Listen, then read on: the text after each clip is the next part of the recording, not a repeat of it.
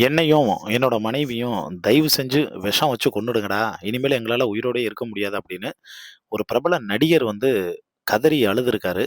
அது வீடியோவாவும் வந்து வெளியாயிருக்கு. அத பத்தி தான் இந்த வீடியோல நம்ம டீட்டெயிலா வந்து பார்க்க போறோங்க. அதுக்கு முன்னால நம்ம சேனல சப்ஸ்கிரைப் பண்ணாம இருந்தீங்கன்னா, மறக்காம சப்ஸ்கிரைப் பண்ணிக்கங்க. அப்பதான் நம்ம சேனல்ல போடக்கூடிய டெய்லி அப்டேட்ஸ் எல்லாத்தையும் நீங்க உடனுக்குடனே தெரிஞ்சுக்க முடியும். இயக்குனர் சிறுத்தை சிவா எல்லாருக்குமே வந்து தெரியும். நம்ம தலைய வச்சு படம் வேதாளம் படம் வந்து பார்த்தோன்னா ஹிட் குடுத்தாரு. வீரம் படத்த வந்து பார்த்தோன்னா வந்து ஹிட் குடுத்தாரு. படம் எல்லாமே சூப்பர் டூப்பர் ஹிட்டு. எல்லாருக்குமே வந்து தெரியும். ரொம்ப சாஃப்ட்டான வந்து பார்த்தோன்னா இயக்குனரு. அதே சமயத்தில அஜித்துக்கு வந்து ரொம்ப ரொம்ப புடிச்ச இயக்குனர். இவரு சிவாங்கிறது வந்து இந்த வீரம் படம், வேதாளம் படம் இது எல்லாத்துக்கும் முன்னாடி இவருக்கு முதல்ல லைஃப் குடுத்தது யாருன்னு வந்து பார்த்தா கார்த்திக். அதாவது சூர்யாவோட தம்பி.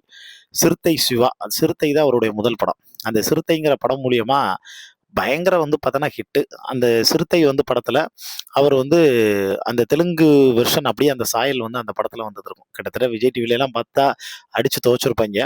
அந்த சிறுத்தை படம் வந்து ரிலீஸ் ஆகி அது சூப்பர் டூப்பர் ஹிட் ஆனதுலருந்து, இவர் தன்னுடைய பேர வந்து சிறுத்தை சிவான்னு வந்து மாத்திக்கிட்டாரு.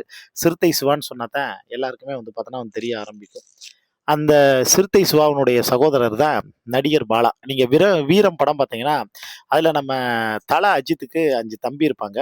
அதுல ஒரு தம்பியா வந்து பார்த்தோன்னா இருக்கக்கூடிய நடிகர் தான் நடிகர் வந்து பாலா. இவரு சிவாவுடைய சகோதரர்.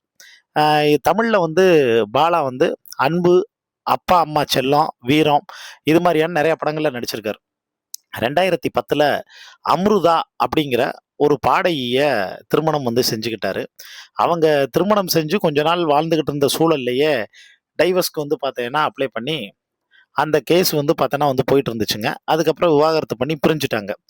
இப்ப அதுக்கப்புறமா 2024ல கோகிலா அப்படிங்கிறவங்கள 3வது கல்யாணம் பண்ணிட்டாங்க. என்னடா ஃபர்ஸ்ட்டு கல்யாணம்னா, அடுத்து வந்து இப்போ 3வது கல்யாணம்னா, இடையில ஒரு கல்யாணம் போயி, அதுவும் வந்து கருத்து வேறுபாடாகி, அதுவும் வந்து பிரிஞ்சு 3வது இப்ப தன்னோட ரிலேட்டிவ வந்து பார்த்தோன்னா, கல்யாணம் பண்ணியிருக்கதா வந்து சொல்லப்படுதுங்க. இப்ப கோகிலாவ 3வது கல்யாணம் பண்ணி முடிச்சோனே, இப்ப பாலாவோட முதல் மனைவி, பாலா மேல சில புகார்கள வந்து பார்த்தேன்னா, அடுக்கடுக்கா தொடுத்ததோட மட்டும் வந்து இல்லாம, அவங்க மேல வந்து சில அலிகேஷன் வந்து வச்சிருக்காங்க. இத ஒரு வீடியோவா வந்து பார்த்தோன்னா, பாலா அப்ப வந்து வெளியிட்டிருக்காரு. அதுதான் இப்ப வந்து பெரிய பரபரப்ப வந்து பார்த்தோன்னா ஏற்படுத்தியிருக்கு. மனுஷன் மிகப்பெரிய ஸ்ட்ரெஸ்ல உச்சத்துல இருக்காரு. அதாவது இப்ப ஜெயம் ரவி எப்படி வந்து அந்த ஸ்ட்ரெஸ்ஸோட உச்சத்துல இருந்தாரோ, அதே மாரி தான் இப்ப இவர் இருக்காரு. அப்ப அந்த வீடியோல அவர் சொன்ன விஷயம் என்னன்னா, "நான் படிச்ச காலத்துல வாழ்க்கை வேற. இப்ப வாழ்க்கை வந்து டோட்டலா வந்து மாறிருச்சு. கடந்த 10 வருஷமா நான் அவ்வளோ பெரிய ஸ்ட்ரெஸ்ல வந்திருக்கேன். அவ்வளோ பெரிய மன உளைச்சல அனுபவிச்சுட்டு வந்து வர்றேன். கல்யாணம் ஆனதுலருந்து பல விஷயத்த என்னால வெளியில சொல்ல முடியாம, என் மனசுக்குள்ள வச்சே நான் புழுங்கிக்கிட்டு இருக்கேன். சில உண்மைய சொல்லவே வந்து பார்த்தோன்னா வந்து முடியலங்க. அதுக்கு காரணம் வேற யாரும் இல்ல. நான் மட்டும் தான்.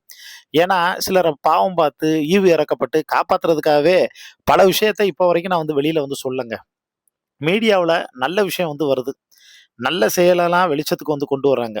ஆனா, சிலர் வந்து என்ன பண்றாங்கன்னா, வெறும் வியூஸுக்காக சில பொய்யான விஷயங்களையும், அவதூறையும் வந்து பார்த்தோன்னா பரப்பி, ஒண்ணுமே இல்லாத விஷயத்த வந்து பார்த்தோன்னா, ஊதி ஊதி வந்து பெருசாக்கி, அது மூலியமா ஒரு பெரிய ஸ்ட்ரெஸ்ஸே வந்து குடுக்குறாங்க.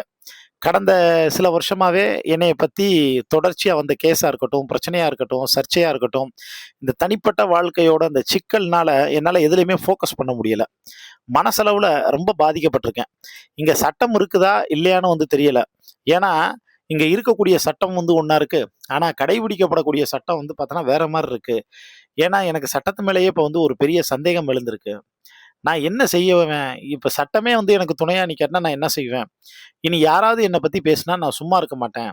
எல்லா மீடியா பிரஸ் எல்லாத்தையும் வந்து கூப்பிட்டு பிரஸ் மீட் வந்து நடத்தி, அப்புறம் எல்லா உண்மையும் பகிரங்கமா வந்து பார்த்தேன்னா, வெளிச்சம் போட்டு வந்து சொல்லிருவேன். அப்படி வெளிச்சம் போட்டு சொன்னேன்னா, யார் யாருக்கு மானம் போகும்னு எல்லாருக்கும் தெரியும். எழுதி வச்சுக்கங்க. இது நிச்சயம் நடக்கும். பலரும் வந்து பார்த்தோன்னா, என்ன கூப்பிட்டு வந்து பேசிக்கிட்டு தான் வந்திருக்காங்க. உண்மை வெளி வந்துகிட்டு இருக்கு. அதுக்கப்புறம் நீங்க யாருமே பின்வாங்க முடியாது. இந்த உண்மை வெளிவரக்கூடாதுன்னு நெனச்சா, என்னையும், என் மனைவியும் தயவு செஞ்சு விஷம் வச்சு கொன்னுடுங்க. அதுதான் வந்து உங்களுக்கு நல்லது. இல்லாட்டினா நீங்க பெரிய பெரிய ஆபத்த சந்திக்க வரும்னு, அவரு பகிரங்கமா வீடியோ வந்து பார்த்தோன்னா வெளியிட்டிருக்காருங்க. அந்த வீடியோ வெளியிட்டதோட மட்டும் வந்து இல்லாம, முதல் மனைவி இப்ப வந்து ஒரு ரூ. 120,00,00,000 வந்து இவர் மேல வந்து கேட்டு, இவருக்கு வந்து ஸ்ட்ரெஸ் வந்து குடுக்குறதாவும், அந்த ஸ்ட்ரெஸ் தாங்க முடியாதனால, அந்த மன உளைச்சல்னால, இவர் வந்து பார்த்தீங்கன்னா, இப்ப இருக்கக்கூடிய வாழ்க்கைய கூட சந்தோஷமா வந்து வாழ முடியாத வந்து ஒரு சூழல் வந்து உருவாகியிருக்கும்னு மனுஷன் வந்து புலம்பி தள்ளியிருக்காரு. இத பத்தி உங்களுக்கு தோணக்கூடிய கருத்துக்கள மறக்காம கீழ இருக்கக்கூடிய கமெண்ட் பாக்ஸ்ல மென்ஷன் பண்ணுங்க.